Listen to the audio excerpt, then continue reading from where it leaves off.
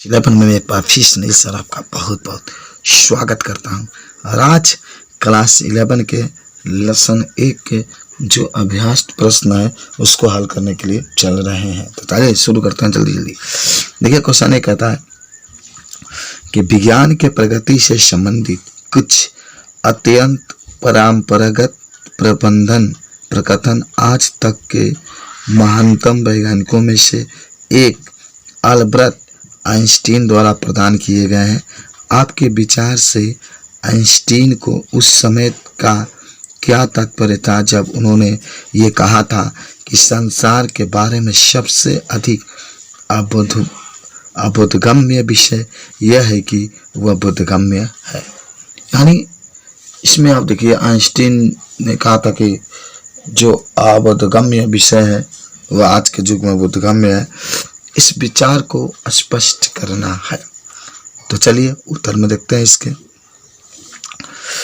हमारे चारों ओर उपस्थित ब्रह्मांड अत्यंत जटिल है तथा इसमें होने वाले परिघटनाओं भी अत्यंत जटिल है, परंतु विज्ञान के अनेक नियम ऐसे हैं जो इन सभी परिघटनाओं की व्याख्या करने में पूर्णतः समर्थ है। अतः जब कोई घटना हम पहली बार देखते या सुनते हैं वह अबोधगम्य होता है, परंतु जब हम उस घटना से संबंधित सिद्धांत, नियम, तत्व आदि का गहन विश्लेषण करते हैं तो वह घटना हमारे लिए बोधगम्य हो जाती है। अतः भौतिक जगत से संबद्ध प्रत्येक तत्व की सुस्पष्ट व्याख्या विज्ञान विषय में उपलब्ध है। जब हमारी जिज्ञासा प्रवृत्ति किसी तत्व से संबंधित वैज्ञानिक दृष्टिकोण जानना चाहती है तो हम उसे जान लेते हैं, जिससे जटिल से जटिल परिघटना भी हमारे लिए आश्चर्य का कारण नहीं बनती। अतः आइंस्टीन का यह प्रकथन तर्कसंगत है। यानी इसमें एक चीज़ हमने देखा कि जब किसी भी घटना को हम लोग पहली बार देखते हैं या उसके बारे में सुनते हैं तो वह उसको हम लोग उस घटना को बोधगम्य घटना कहते हैं। लेकिन जब उस घटना के नियम, सिद्धांत वगैरह के बारे में जब हम लोग पढ़ते हैं तो उसे बोधगम्य कहते हैं। अतः जो आइंस्टीन का यह तर्क संगत था वह सही था। तो इस तरीके से प्रश्न 1 का उत्तर हम लोग बता सकते हैं कि जो हम लोग पहली बार घटना सुनते हैं, देखते हैं, उसको अबोधगम्य घटना कहते हैं, लेकिन जब उसके बारे में हम लोग अध्ययन करते हैं तो उसे हम लोग बोधगम्य कहते हैं। अच्छा, क्वेश्चन नंबर 2 पर चलते हैं। 2 नंबर कहता है कि प्रत्येक महान भौतिक सिद्धांत अप सिद्धांत से प्रारंभ होकर धर्म सिद्धांत के रूप में समाप्त होता है। इस तीक्ष्ण टिप्पणी की वैधता के लिए विज्ञान के इतिहास में कुछ उदाहरण दीजिए। बहुत बढ़िया क्वेश्चन आपके पास है। क्वेश्चन क्या कहता है कि प्रत्येक महान भौतिक सिद्धांत अप सिद्धांत से प्रारंभ होकर धर्म सिद्धांत के रूप में समाप्त होता है। इस तीक्ष्ण टिप्पणी की वैधता के लिए विज्ञान के इतिहास से कुछ उदाहरण लिखिए। देखिए, आपको हम बताते हैं एक चीज। उत्तर में आप कह सकते हैं कि सेकेंड का उत्तर आपके पास है कि पारस्परिक रूढ़िवादी विचारधारा के विरोध में प्रकट किया गया मत मात्र किंवदंती माना जाता है और सर्वसाम्य निर्विरोध माना जाने वाला तत्व नियम होता है। कोपरनिकस का जियोसेंट्रिक सिद्धांत प्रारंभ में एक किंवदंती के रूप में चर्चा का विषय बना, किंतु टाइको ब्रॉड तथा जॉन्स केपलर द्वारा प्रतिपादित और समर्पित पाए जाने के उपरांत उसको सर्वसाम्य रूप से मान लिया गया। यह नियम बन गया। तो यही बात है, कोई भी सिद्धांत होता है सबसे पहले वह अप सिद्धांत में बदलता है, फिर वह अप सिद्धांत से धर्म सिद्धांत में बदल जाता है। तो दूसरा का आंसर भी आप लिख सकते हैं। आइए क्वेश्चन नंबर 3 के पास चलते हैं। देखिए, संभव की कला ही राजनीति है। देखिए कितना अच्छा प्रश्न है। कहता है कि संभव की कला ही राजनीति है। इसी प्रकार समाधान की कला ही विज्ञान है। विज्ञान की प्रकृति तथा व्यवहार पर इस सुंदर सूक्ति का व्याख्या कीजिए। तो आप बहुत ही सुंदर प्रश्न है। कहता है कि संभव की कला ही राजनीति है और समाधान की कला ही विज्ञान है। विज्ञान की प्रगति तथा व्यवहार पर इस सुंदर सूक्ति का व्याख्या कीजिए। आइए देखते हैं हम लोग। उत्तर में आप लिख सकते हैं कि राजनीति में सब कुछ संभव होता है। राजनीति में सब कुछ संभव होता है। राजनीतिक अवसरवादी होते हैं, उनकी ना कोई आचार संहिता होता है और ना कोई नियम और ना कोई उमूल। उनका एकमात्र लक्ष्य सत्ता में बना रहना होता है, साधन चाहे उचित हो अथवा अनुचित। किंतु वैज्ञानिक घटनाओं का सावधानी पूर्वक निरीक्षण करता है, समय संपर्क व संकलित करता है तथा उनका विश्लेषण करता है और प्राप्त निष्कर्षों के आधार पर नियम का प्रतिपादन करता है।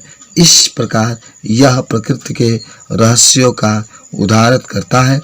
उसका एकमात्र ध्येय नियमों का पालन तथा प्रतिपादन करना होता है। तो ये भी क्वेश्चन बहुत बढ़िया था, इसका भी आप आंसर बता सकते हैं। आइए नेक्स्ट पे चलते हैं। क्वेश्चन नंबर अब हम लोग आते हैं 4 के पास।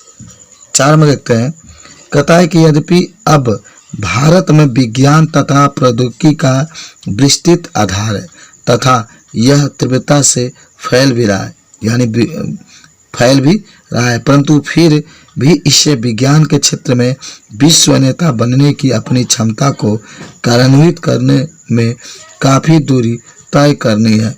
ऐसे कुछ महत्वपूर्ण कारक लिखिए जो आपके विचार से भारत में विज्ञान के विकास में बाधक हो रहे हैं।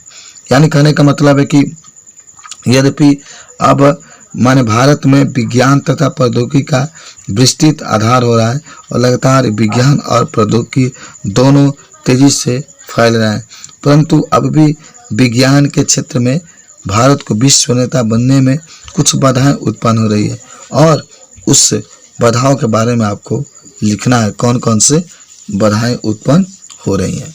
तो आइए इसका भी उत्तर हम लोग लिखते हैं। तो देखिए, आज भारत विज्ञान और प्रौद्योगिकी में विश्व में अपना स्थान बना चुका है और उसके पास अपना एक विस्तृत आधार है, चाहे वह मानव संसाधन, सूचना प्रौद्योगिकी, रॉकेट, आयु विज्ञान, परिवहन, रक्षा यंत्र, नाभिकीय विज्ञान, अनुसंधान और बायोटेक्नोलॉजी द्वारा तथा इंजीनियरिंग, कोई भी क्षेत्र क्यों न हो, लेकिन फिर भी कुछ कारण ऐसे हैं जिनसे ये विश्व में आज भी एक मान्य वैज्ञानिक शक्ति नहीं है, जिसके निम्नलिखित कारण है। देखिए कौन कौन से बाधाएं उत्पन्न होते हैं उसको दिखाया गया है। पहला बाधा आप देख सकते हैं कि विज्ञान प्रबंधन पर नौकरशाही का कब्जा है। देख रहे हैं कि विज्ञान प्रबंधन पर नौकरशाही का कब्जा है। दूसरा कह सकते हैं अनुसंधान तथा प्रौद्योगिकी में सामंजस्य का अभाव है। अनुसंधान तथा प्रौद्योगिकी में सामंजस्य का अभाव है। तीसरा कह सकते हैं भारत में कुछ मूलभूत सुविधाओं का भी कमी है। चौथा कह सकते हैं वैज्ञानिकों के लिए रोजगार के सीमित अवसरों की उपलब्धि। पांचवा कह सकते हैं इस देश में प्रारंभिक अनुसंधान के लिए प्रचुर धन की आवश्यकता। तो धन की भी थोड़ा सा कमी है भारत में। तो ये कुछ आपके 5 बाधक दिखाई दे रहे हैं जो भारत को विश्व में अपना दृष्टिकोण, अपना वैज्ञानिक विचार रखने में बाधक उत्पन्न होते हैं। आइए नेक्स्ट क्वेश्चन पर चलते हैं। क्वेश्चन नंबर 5 आपके पास रखा गया है।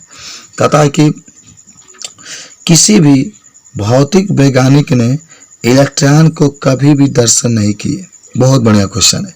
किसी भी भौतिक वैज्ञानिक ने इलेक्ट्रॉन के कभी भी दर्शन नहीं किए, परंतु फिर भी सभी भौतिक वैज्ञानिकों का इलेक्ट्रॉन के अस्तित्व में विश्वास है। कोई बुद्धिमान परंतु अंधविश्वासी व्यक्ति इसी तुल्यरूपता को इस तर्क के साथ आगे बढ़ाता है कि यद्यपि किसी ने देखा नहीं परंतु भूतों का अस्तित्व है। आप इस तर्क का खंडन किस प्रकार करेंगे? यानी इस प्रश्न से हमें एक चीज मिलता है कि इलेक्ट्रॉन को किसी देखा नहीं, इलेक्ट्रॉन को किसी ने देखा नहीं, तो फिर इलेक्ट्रॉन के बारे में वर्णन कैसे करते हैं। भूतों को किसी ने देखा नहीं, तो फिर भूतों के बारे में क्या वर्णन हम लोग कर सकते हैं। आइए हम लोग इसका आंसर देखते हैं। देखिए 5 का आंसर है, कहता है कि इलेक्ट्रॉन की उपस्थिति के मान्यता के आधार पर अनेक घटनाएं घटित होती देखी गई है और घटित भी की जा रही है। इसके संबंध में कुछ सिद्धांत प्रतिपादित किए गए तथा उनको प्रायोगिक रूप में सिद्ध पाया गया, किंतु भूत की उपस्थिति सिद्ध करने के लिए न तो कोई प्रायोगिक प्रमाण मिला है और न ही तल संबंधी कोई घटना भी अवलोकित हुई है जिससे इसकी उपस्थिति सिद्ध हो सके। यह एक केवल कल्पना मात्र तथा अंधविश्वास है। यानी इलेक्ट्रॉन को किसी ने नहीं देखा, लेकिन इलेक्ट्रॉन के अस्तित्व के बारे में, उसके अनेक घटनाओं के बारे में वर्णन किया जा चुका है, लेकिन भूतों के बारे में कोई प्रमाण नहीं मिलता है। इसलिए जो भूतों पर विश्वास करना यह एक अंधविश्वास होता है। चलिए क्वेश्चन नंबर अब हम लोग 6 के पास चलते हैं। 6 नंबर क्वेश्चन कहता है कि जापान के एक विशेष समुद्र तटीय क्षेत्र में पाए जाने वाले केकड़ों के कवचों या खोल में से अधिकांश, तो ये कह रहा है कि अधिकांश सामुराई के अनुसूत चेहरे से मिलते जुलते प्रतीत होते हैं। नीचे इस प्रेक्षित तत्व की 2 व्याख्याएं दी गई है, इनमें से आपको कौन सा वैज्ञानिक अष्टप्रतीकरण लगता है। तो आइए देखते हैं कि जो 2 घटनाएं दी गई है इसमें कौन घटना सही लगता है। आइए उत्तर देखते हैं। पहले प्रश्न देखते हैं। इससे पहला आपको दिया गया है प्रश्न में, मान जो सही होगा उसको लिखना है। पहला कहता है कि कई शताब्दियों पूर्व किसी भयानक समुद्र दुर्घटना में एक युवा समुराई डूब गया। उसकी बहादुरी के लिए श्रद्धांजलि के रूप में प्रकृति ने अबोधगम्य ढंगों द्वारा उसके चेहरे को केकड़ों के कवचों पर अंकित करके उसे क्षेत्र में अमर बना दिया। ये भी बात सही है। दूसरा कहता है कि समुद्री दुर्घटना के पश्चात उस क्षेत्र के मछुआरे अपने मृत नेता के सम्मान में सद्भावना प्रदर्शन के लिए उस हर केकड़े के कवच को, जिसकी आकृति संयोगवश समुराई से मिलती जुलती प्रतीत होती थी, उसे वापस समुद्र में फेंक देते थे। परिणाम स्वरूप केकड़े के कवचों के इस प्रकार की विशेष आकृति अधिक समय तक विद्यमान रही और इसलिए कालांतर में इसी आकृति का अनुवंशन जनन हुआ। यह कृत्रिम वर्णन द्वारा विकास का एक उदाहरण है। आगे कुछ नोट में भी लिखा गया है। कहता है कि यह रोचक उदाहरण कार्ल सागर के पुस्तक दी कासमास से लिया गया है।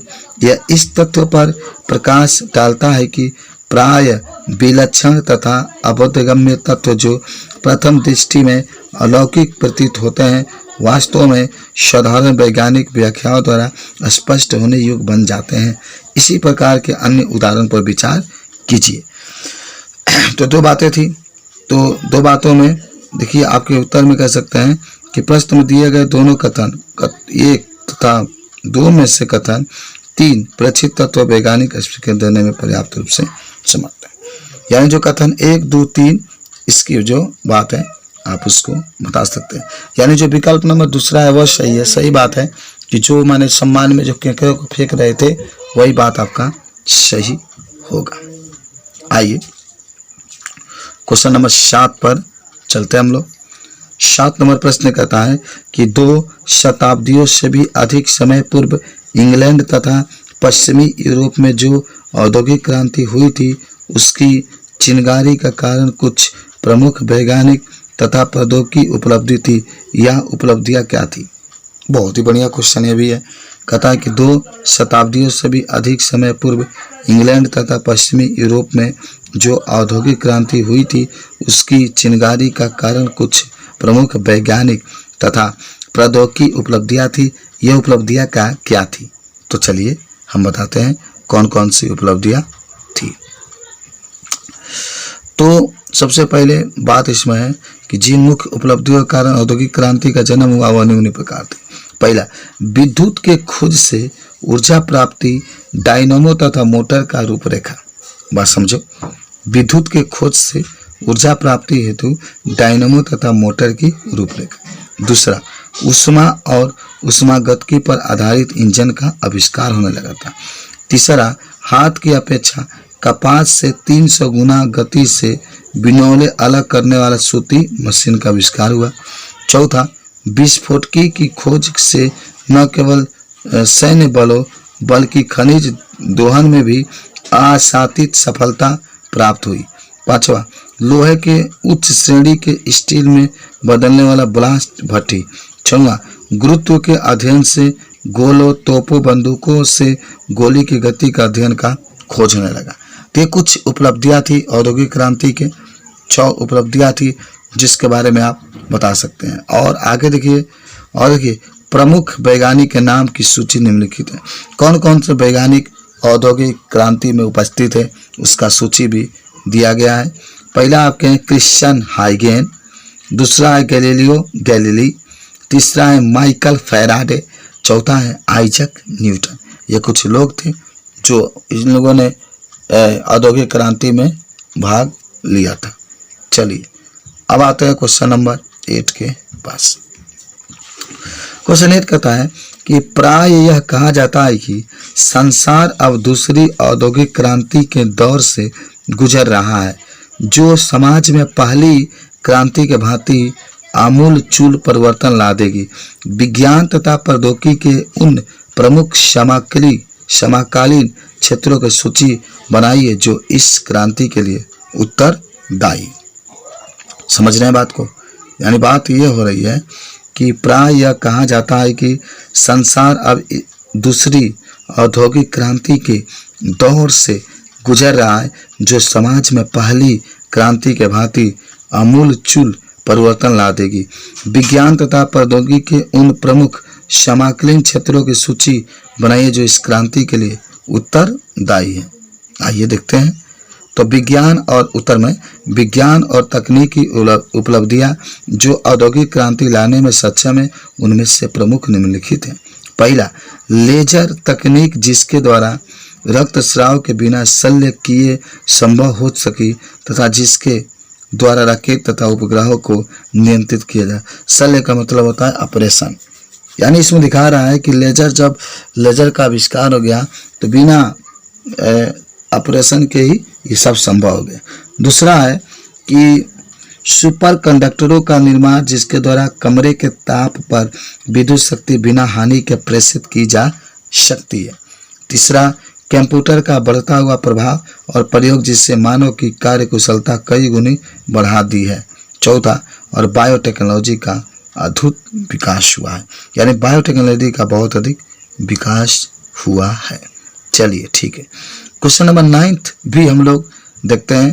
कहता है कि 22वीं शताब्दी के विज्ञान तथा प्रौद्योगिकी पर अपने निर्धारित कल्पनाओं का आधार मानकर लगभग 1000 शब्दों में कोई कथन लिखिए या कथा लिखिए। अच्छा, कोई क्वेश्चन, बहुत बढ़िया क्वेश्चन है। कहता है कि 22वीं शताब्दी के विज्ञान तथा प्रौद्योगिकी पर अपने निर्धारित कल्पनाओं की आधार मानकर लगभग 1000 शब्दों में कोई कथा लिखिए। आइए देखते हैं। देखिए, कहता है कि आज हम सुंदर देशों की यात्रा वायुयान, रेलमार्ग अथवा मोटर कार द्वारा करते हैं, जो पेट्रोल अथवा डीजल से चलते हैं। 22वीं शताब्दी तक पहुंचते पहुंचते हम दूर आकाश में स्थित ग्रहों तथा उपग्रहों की यात्रा कर सकेंगे, जिनकी अनुमानित दूरी हजारों प्रकाश वर्ष से भी अधिक है। अनुमान है कि ये यान ईंधन रहित होंगे। आज उपग्रह को स्थापित करने के लिए रॉकेट का प्रयोग आवश्यक है और उसके लिए उपयुक्त प्लेटफॉर्म का होना भी आवश्यक है। किंतु 22वीं शताब्दी के आते आते विज्ञान की प्रगति उस अवस्था तक पहुंच जाएगी कि पृथ्वी के प्रेषित यानों की रिमोट कंट्रोल द्वारा संचालित किया जा सकेगा। यही नहीं, आकाश में भ्रमण करती हुई कार्यशाला भी होगी जो किसी यान में त्रुटि आने पर उसकी आवश्यक देखभाल और मरम्मत भी कर सकेगी। समझ रहे हैं? तो इस तरीके से 22वीं सदी के बारे में हम लोगों ने कहा, बता भी सकते हैं। क्वेश्चन नंबर आपके पास आ जाता है अब 10, और 10 नंबर क्वेश्चन कहता है कि विज्ञान के व्यवहार पर ध्यान देना, विज्ञान के व्यवहार पर अपने नैतिक दृष्टिकोणों को रचने का प्रयास कीजिए। कल्पना कीजिए कि आप स्वयं किसी संयोगवश ऐसी खोज में लगे हैं जो शैक्षिक दृष्टि से रोचक है, परंतु उसके परिणाम निश्चित रूप से मानव समाज के लिए भयंकर होने का अतिरिक्त कुछ नहीं होंगे। फिर भी यदि ऐसा है तो आप इस दुविधा को हल के लिए क्या करेंगे? तो देखिए, आइए हम इसका उत्तर बताते हैं। कह सकते हैं वैज्ञानिक का कार्य प्रकृति के सत्य की खोज करना और उसे फिर प्रकाश में माध्यम से संसार के सामने प्रस्तुत करना है। इसमें कोई भी संदेह नहीं है कि एक ही खोज का प्रभाव मानव पर उत्थान और विनाश दोनों के लिए उपयोगी किया जा सकता है। यह बात वैज्ञानिक खोज के व्यवहारिक उपयोग करने वाले पर निर्भर है।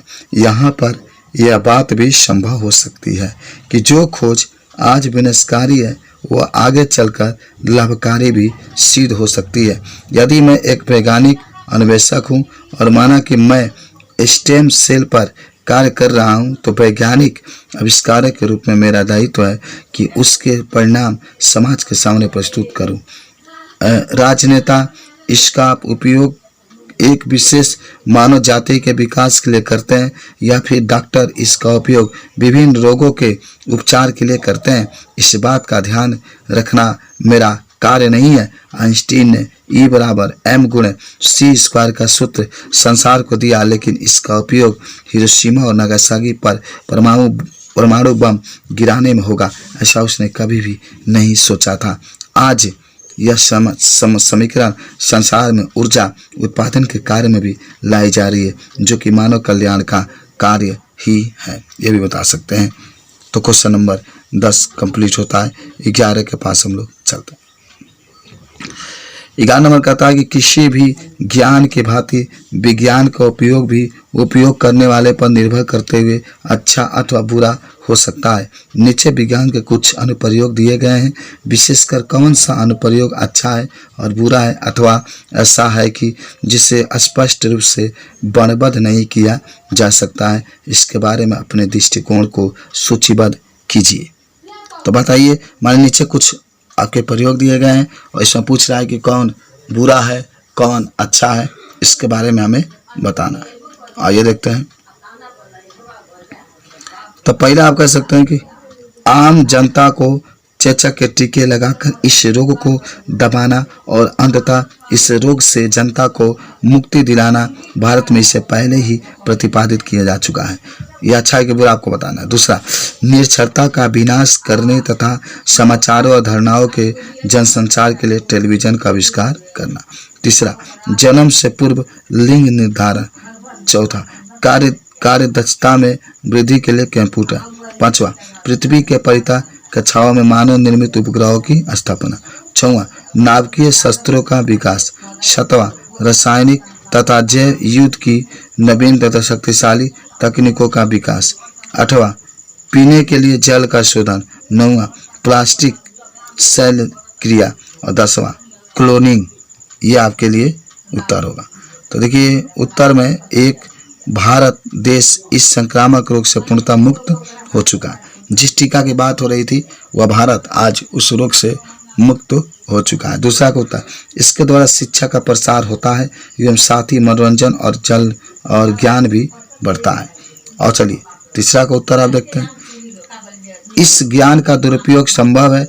बहुधा भ्रूण के कन्या होने पर गर्भपात करा दिया जाता है, जो भ्रूण हत्या है और सर्वथा अनुचित भी है।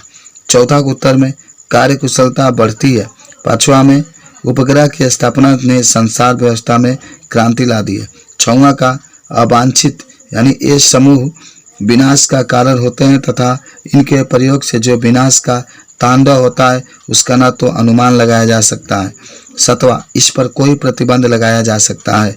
आठवां, इसका प्रयोग मानव के विपरीत है या कहिए अमाननीय है। 9वां सृष्ट शुद्ध पेयजल मिलने से अनेक रोगों की संभावना समाप्त हो जाती है। 10वां विकृति दूर की जा सकती है। 11वां और निसंतान दंपति लाभान्वित हो सकते हैं।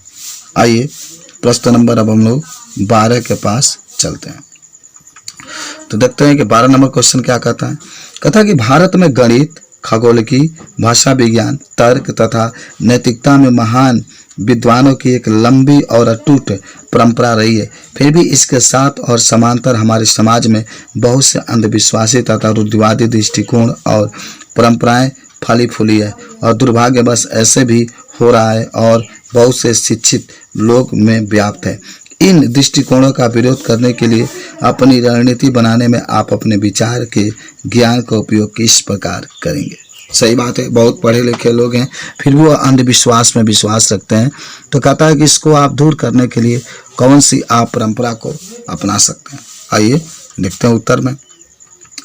भारत में रूढ़िवादिता और अतार्किकता कर्मकांड काफी प्रचलित है। इनको समाज से हटाना कोई छोटा सा सुगम मार्ग नहीं है। इस व्यवहार को जन्म देने वाले कुछ कारण निम्नलिखित है। पहला, समाज के बड़े भाग को शिक्षा से वंचित रखना। दूसरा, लोगों में विज्ञान के प्रति ज्ञान का अभाव रखना। तीसरा, शासक तथा भूमि मालिकों का स्वार्थ। चौथा, जाति प्रथा। पांचवा, दूसरों को अज्ञानी रखकर उन पर शासन करने की लालसा रखना। तो ये कुछ बातें हैं जिनके कारण जो होता है समाज में बहुत ज़्यादा हानि पहुंचता है। इसको हटाने की बहुत ज़्यादा आवश्यक है। और कुछ और बातें लिखा गया इसमें कि ज़्यादा से ज़्यादा इलेक्ट्रॉनिक संचार माध्यम जैसे रेडियो, टीवी, समाचार पत्र, विज्ञान प्रदर्शनी आदि के द्वारा विज्ञान और तकनीकी के विकास में लोगों की रुचि को जागृत करके व्यवहार को बदलने से अपने ध्येय की प्राप्ति हो सकती है। इससे लोग शिक्षित हो सकते हैं। अभिभावकों को अपने बच्चों को शिक्षित करने के लिए उन्हें स्कूल भेजने के लिए प्रेरित किया जाना चाहिए। भारत की बढ़ती हुई जनसंख्या पर नियंत्रण पाने के लिए उन्हें वैज्ञानिक पद्धतियों का अपनाना अति आवश्यक है। यह एक विस्फोटक स्थिति है। इससे लोगों में विज्ञान के प्रति विश्वास उत्पन्न होगा और विज्ञान के ज्ञान का सदुपयोग होगा। ये भी बता सकते हैं। आइए अब हम लोग प्रश्न 13 का पास चलते हैं। यद्यपि भारत में स्त्री तथा पुरुष को समान अधिकार प्राप्त है, फिर भी बहुत से लोग महिलाओं को स्वाभाविक प्रकृति, क्षमता और बुद्धिमत्ता के बारे में अवैज्ञानिक विचार रखते हैं तथा व्यवहार में उन्हें गौण महत्व तथा भूमिका देते हैं। वैज्ञानिक तक तथा विज्ञान और अन्य क्षेत्रों में महान महिलाओं को उदाहरण देकर उन्हें हुए इन विचारों को धाराशाही कीजिए तथा अपने को स्वयं तथा दूसरों को भी समझाइए कि समाज अवसर दिए जाने पर महिलाएं पुरुषों के समकक्ष हो सकती है। ठीक है, कहता है कि उत्तर में जन्म से पूर्व तथा जन्म के पश्चात आहार के पोषक तत्वों का एक बहुत बड़ा भाग मानव मस्तिष्क के विकास में योगदान करता है। यह मानव मस्तिष्क स्त्री अथवा पुरुष किसी को भी हो सकता है। यदि हम स्त्रियों के प्राचीन इतिहास तथा वर्तमान स्थिति पर ध्यान केंद्रित करें तो हम देखते हैं कि स्त्रियों की स्थिति सदैव सम्मानजनक रही है तथा उन्होंने अनेक उत्कृष्ट कार्य किए हैं। यह प्रत्येक कार्य में सक्षम है तथा किसी भी दशा में पुरुषों से कम नहीं है। जब कभी भी स्त्री को अवसर प्राप्त हुए हैं, आश्चर्यजनक परिणाम सामने आए हैं। झांसी की रानी लक्ष्मीबाई, सती अनुसुईया, महर्षि अन्य की पत्नी रानी Karmavati, Noor Jahan, Shrimati Sarojini Naidu, madam Curie, Kalpana Chawla, Margaret थ्रेचर, Shrimati अंडरनाइके, Indira Gandhi, Bachendri Pal, Shrimati Santosh Yadav आदि अनेक नाम स्त्रियों के स्वर्णीय इतिहास का वर्णन करते हैं। आज के समय में सानिया मिर्जा का नाम भी स्त्री जगत में विशेष शीर्ष स्थान पर है। इन स्त्रियों को अवसर प्राप्त हुआ तथा उन्होंने अपनी अपूर्व क्षमता का परिचय दिया। आज भारत सरकार ने रक्षा सेवाओं को द्वारा भी स्त्रियों के लिए खोल दिए हैं तथा वहां भी स्त्रियां ने अपनी कार्य क्षमता को सिद्ध कर दिया है। तो ये स्त्री की और अतः ये सत्य है कि समाज अवसर दिए जाने पर महिलाएं पुरुषों के समकक्ष हो सकती है। आइए प्रश्न संख्या 14 के पास चलते हैं हम लोग। कहता है कि भौतिकी के समीकरणों में सुंदरता होना उनका प्रयोग के साथ सहमत होने की अपेक्षा अधिक महत्वपूर्ण है। यह मत महान ब्रिटिश वैज्ञानिक P.M. डीरैक का था। इस दृष्टिकोण की समीक्षा कीजिए। इस पुस्तक में ऐसे संबंधों तथा समीकरणों को खोजिए जो आपको सुंदर लगते हैं। तो आइए उत्तर में देखते हैं। कहता है कि यह कथन असत्य नहीं है। भौतिकी के भौतिकी के समीकरण प्रयोग से मिलने चाहिए और साथ ही सरल और सुंदर भी होने चाहिए। आइंस्टीन का समीकरण E बराबर m गुणा c स्क्वायर एक ऐसा ही समीकरण है जो बहुत सुंदर और याद करने में सरल है, लेकिन इस समीकरण ने 20वीं शताब्दी में विज्ञान और समाज का चेहरा भी बदल दिया है। दूसरा समीकरण E बराबर F बराबर G जो कि सामान्य एक सुंदर है। एक दी गई स्थिति में इस समीकरण ने खगोल विज्ञान को समझ में ही अमूलभूत परिवर्तन कर दिया है। भौतिकी के कुछ अन्य भी समीकरण है। F बराबर mg, E बराबर 1/2 mv स्क्वायर गतिज ऊर्जा है, P संवेग है, m गुणा v, E बराबर h न्यू तथा स्थितिज ऊर्जा E बराबर mgh, जिसके द्वारा विज्ञान का बहुत अधिक विकास हुआ है और विज्ञान को समझने में बहुत बड़ा योगदान भी दिया गया है मेरे दोस्त। आइए अब उसके बाद से क्वेश्चन नंबर हम लोग नेक्स्ट चलते हैं। क्वेश्चन नंबर अब 15 के हम लोग पास चलते हैं। तो आते हैं 15 नंबर क्वेश्चन क्या कहता है। कहता है कि यद्यपि उपयुक्त प्रकथन विवादास्पद हो सकता है, परंतु अधिकांश भौतिक वैज्ञानिकों का यह मत है कि भौतिकी के महान नियम एक ही साथ सरल और सुंदर होते हैं। डीरैक के अतिरिक्त जिन सुप्रसिद्ध भौतिक वैज्ञानिकों ने ऐसा अनुभव किया उनमें से कुछ के नाम इस प्रकार हैं: आइंस्टीन, बोर, हाइजेनबर्ग, चंद्रशेखर तथा फाइनमैन। आपसे अनुरोध है कि आप भौतिकी के इन सिद्धांत विद्वानों तथा अन्य महानायकों द्वारा रचित सामान्य पुस्तकों और लेखों तथा पहुंचने के लिए विशेष प्रयास अवश्य करें। इस पुस्तक के अंत में दी गई ग्रंथ सूची देखिए, इनके लेखा सचमुच प्रेरित है। तो आइए देखते हैं इसके उत्तर में कुछ बातें हैं, यहाँ पर देख लीजिएगा। क्रमांक के नाम है प्रमुख योगदान और मूल देश। आर्किमिडीज के नाम सुने होंगे। उत्तरप्रवता का सिद्धांत, उत्तोलन का नियम, यूनान के रहने वाले। दूसरा है गैलीली, जड़त्व का नियम, इटली के रहने वाले। तीसरा है क्रिश्चियन हाइगेंस, प्रकाश का तरंग सिद्धांत दिए थे, हाईलैंड के रहने वाले थे। चौथा आपके हैं आइजैक न्यूटन, गुरुत्वाकर्षण का सर्वाधिक नियम, गति के नियम, प्रवर्तित दूरदर्शी दिए थे, इंग्लैंड के रहने वाले थे। माइकल फैराडे, विद्युत चुम्बकीय प्रेरण के नियम दिए थे, इंग्लैंड के रहने वाले थे। जेम्स क्लर्क मैक्सवेल, विद्युत चुम्बकीय सिद्धांत, प्रकाश एवं विद्युत चुम्बकीय तरंग, इंग्लैंड के रहने वाले थे। Heinrich Rudolf Hertz James Clerk Maxwell, विद्युत चुम्बकीय सिद्धांत को इंग्लैंड के। हेनरिक रुडोल्फ हर्ट्ज, विद्युत चुम्बकीय तरंग है जर्मनी के। जगदीश चंद्र बोस, अति लघु तरंगों का खोज किए थे, भारत के थे। और 9 नंबर W.K. रंजन, एक्स किरणों का खोज जर्मनी के। 10 नंबर J.J. टॉमसन, इलेक्ट्रॉन का खोज इंग्लैंड के। 11 मैरी रक्लोडोस्का क्यूरी, रेडियम और पोलोनियम का खोज पोलैंड के। अल्बर्ट आइंस्टीन, प्रकाश वैद्युत नियम दिए थे, जर्मनी के। और 13 नंबर आपका जो है वह कहता है कि विक्टर फ्रांसिसी हैस, ये कास्मिक विकिरण का सिद्धांत दिए थे, ऑस्ट्रिया के रहने वाले थे। R.A. मिल्टन, इलेक्ट्रॉन आवेश का माप किए थे, अमेरिका के थे। अर्नेस्ट रदरफोर्ड, परमाणु का नाभिकीय निर्देश, न्यूजीलैंड के।